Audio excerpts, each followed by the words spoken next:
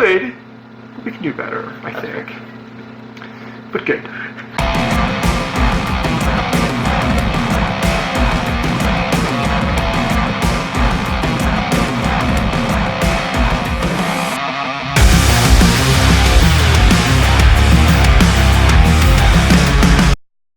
If I understand correctly, so you're saying, protect the crown jewels first, protect this, and then let's work concentrically outward, kind of thing like this.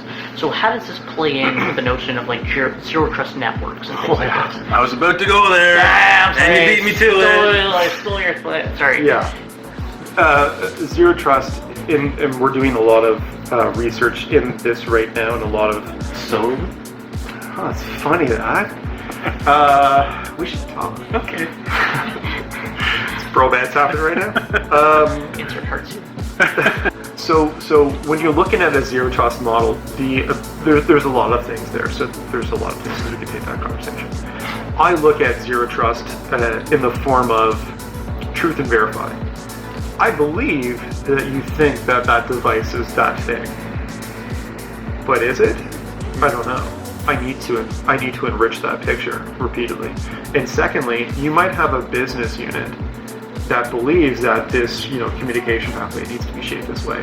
Firewall rules need to be this big and that wide, but that tall, and all the ports. Okay, sure, I believe you think that's correct, but can we possibly, through the zero trust approach, be able to dial that back to a place where we trust nothing first, right? And then we scale up from there. Gotcha. As opposed to the reverse, which seems to be commonplace right now, which is just basically dump it all in and check it out, starting. It's funny because I've consistently seen organizations that have tried or understand the basic principles behind zero trust, doing the same thing they did before with this new thing, only calling it zero trust. And you're like, that's not actually zero trust model principles in mind.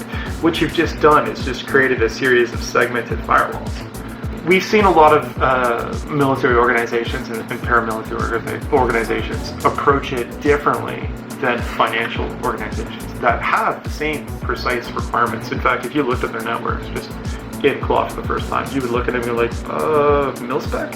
And you'd be like, oh, funny enough, it's not. It's in fact this, very large bank.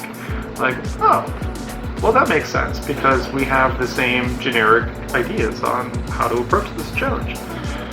It's only when you walk into an organization that, again, buys cybersecurity and doesn't get cybersecurity, that principles like zero trust just go right out the window and shift it. So then how does Claw help you move from a defense in depth perimeters the best approach to the zero trust, where you can now start dropping the walls and being more confident in micro perimeterization and an approach to protecting your resources that is a little more not lax but made available to everybody, so you can enable user access and business operations.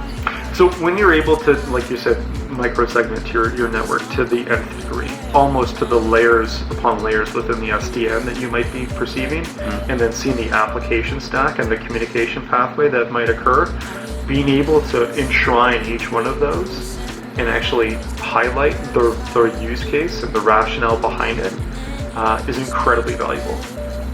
There's no greater enjoyment personally that I have than to see the organization's data set for the first time. That kitchen reveal for them, it's so much fun because they have a perception on what they're working with, and they know that device and that device, never the twain shall meet.